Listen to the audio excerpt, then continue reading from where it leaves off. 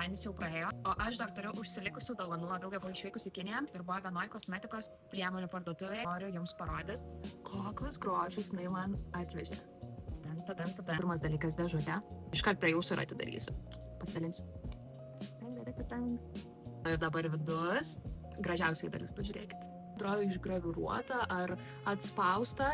Netgi gaila bandyti, bet sakiau, jau šiandien išbandysiu toliau. Kitas dalykas. Žinau, kad čia yra antakių, man atrodo, pieštukas, pakuotės taip gražiai išdirbtos. Kaip dera prie mano nagų, geras! O, tarp kitko, aš labai mėgstu tokius antakių gelius. Na, įsižiūrim kitą dalykėlį. Pažiūrėkit, kaip gražu. Lūpų dažas. Wow.